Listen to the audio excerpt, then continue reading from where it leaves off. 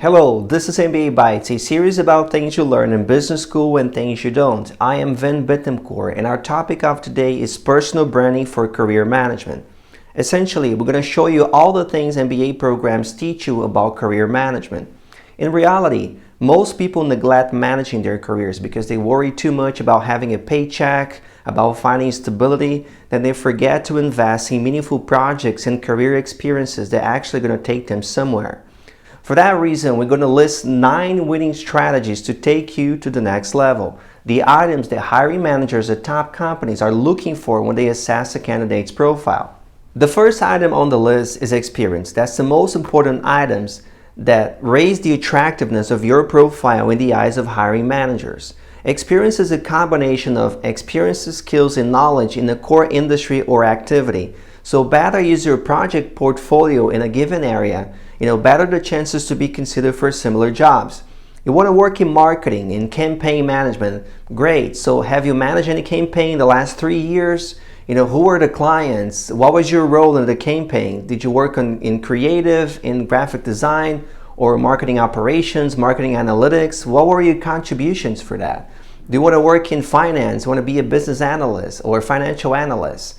Okay, have you managed any portfolio of clients? Who were the clients? What was the average returns of the indexes or the funds that you manage? You want to work in operations finance? Awesome. Do you have any experience, managing budgets and schedules? What's your track record on payroll, or capital expenditures?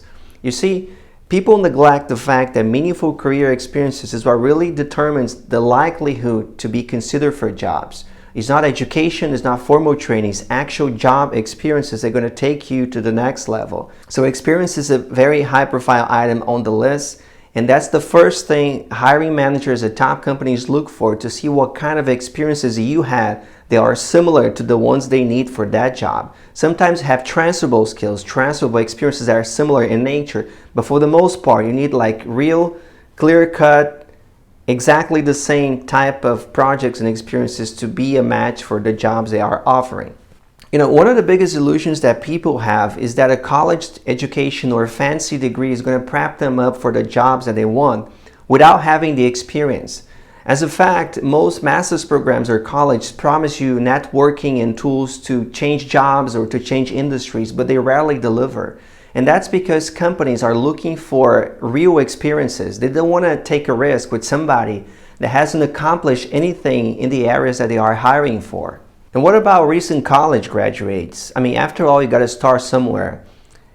So even if you don't have any meaningful professional experiences, you got to show them something, right? Having a portfolio of projects you did for college, academic projects, so you can show them how you can think. How you deploy your talents in finding solutions, how elegantly are your proposals, your writings, your analytics, But if you look carefully at most jobs, even entry-level jobs require at least 1 or 2 years of experience. So that shows you how important it is to have meaningful project-based experiences. And that's the main thing, hiring managers and top companies always look for. So don't neglect having a portfolio of projects, something tangible you can show in terms of a report or a presentation, or even talking intelligently about industry, knowing about the major companies in a given industry or some of the key technologies in use, how familiar you are with those technologies or how curious you are to learn about them. You see, you got to show them that you're very knowledgeable, that you grasp the big picture. You're just not looking for the job or for the title role. You're looking to advance, to learn, to grow, to expand yourself in the long run. The second item on the list is impact, right? The impact and the results that you can generate. Essentially, impact is going to give other people the assessment of the things you can bring to the table. And this is where Oscar-winning performances really pay off. We talked about that in some previous episodes. So whatever projects and things you did that you participated, make sure the results are tangible and well documented, because very often you're going to have to show them. You're going to have to talk extensively about them. The third item on the list is potential. This is where they look at your recent moves, right? How many times you change jobs, how many times you change companies.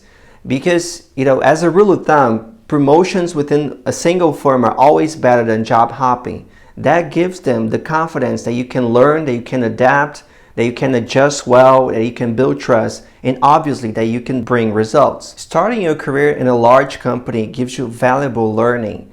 Usually it's easier to start large and move into a mid-size, smaller, fast-growing startup later than the other way around.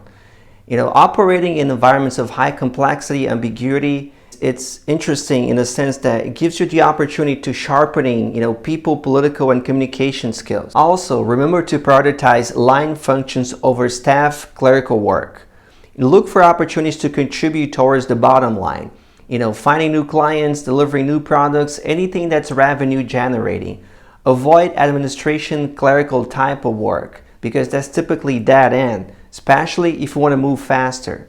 On any job or industry, the fastest growing areas are always sales and product development. But if you want to work in operations, make sure you have solid technical skills in a high value area.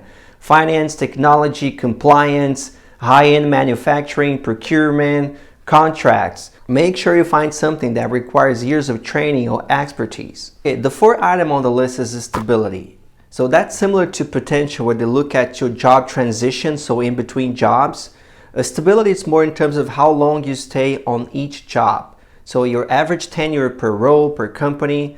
Ideally, you want to have anywhere between 3 to 5 years in a given role because it's kind of hard to bring any impact on less time than that. At the same time, more than 5 years, requires a little bit of sometimes explanations. So you have to explain why you stay longer than that in the same role, the same company. Maybe we're on a challenging project, something we're really passionate about, or maybe we're developing a team.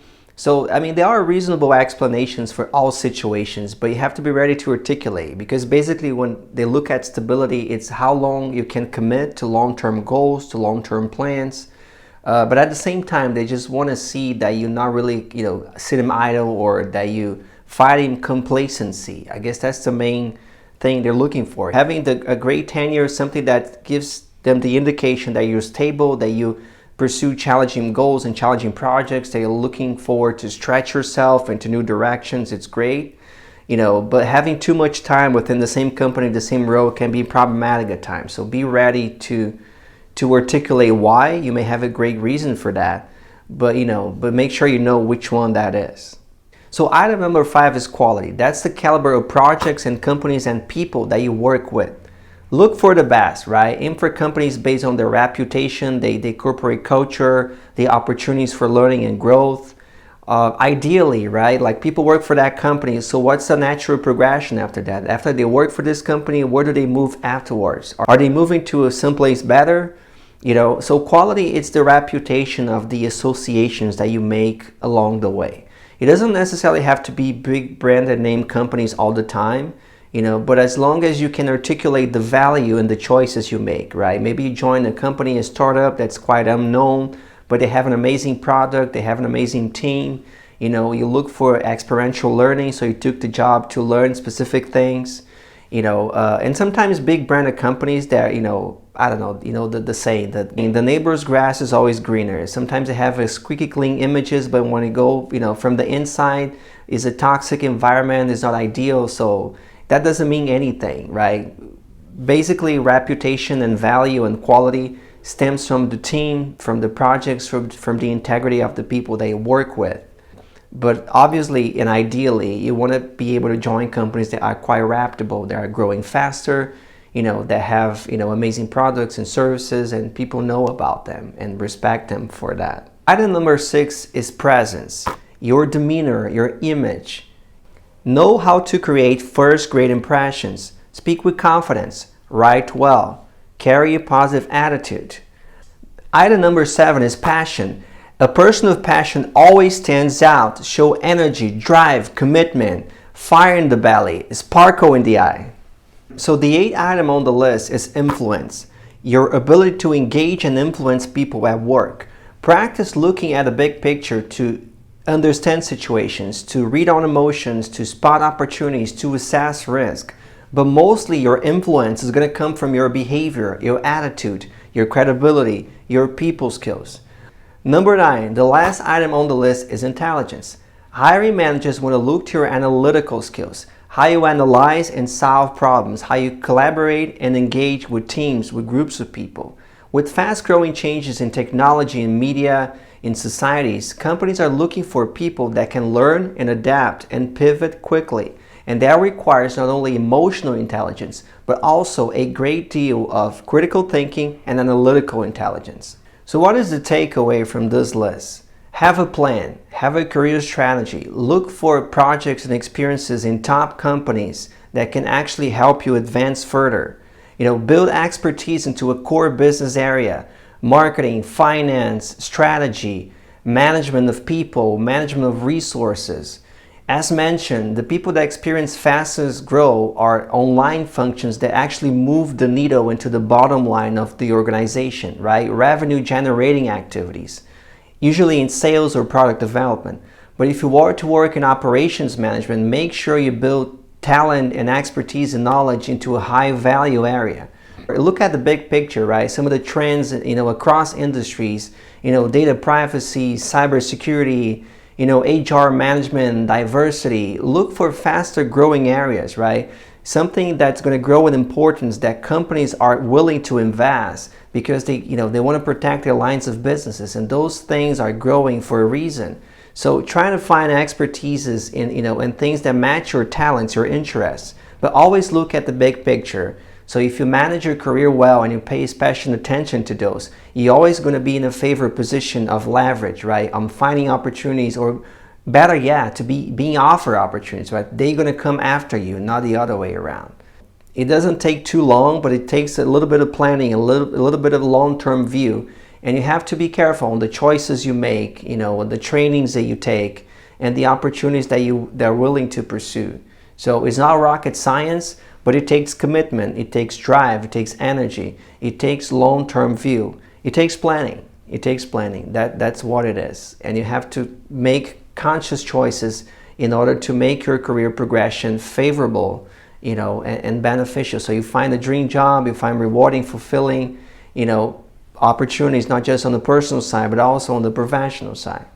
What else can you do? Find 2 or 3 things that you're consistently good at, right? That you always generate superior results. It can be job-related skills, dealing with a difficult client, delivering solid business presentations, writing user stories, writing business reports, writing code, whatever, right? Find the crossroad between your job skills and your passions. Look for areas where you can deploy those. What else can you do with those skills?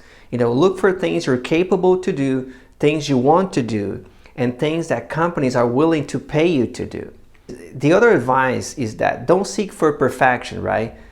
Fight for workable solutions instead of perfect solutions. In business, people who seek perfection all the time, they lack the pragmatism to do well. Because in business, you're not looking for the ideal solution. You look for the thing that works for the moment, right? Very often, you're going to have to change the wheels of a moving car. So perfection in that sense is not good, right? Look for workable solutions instead.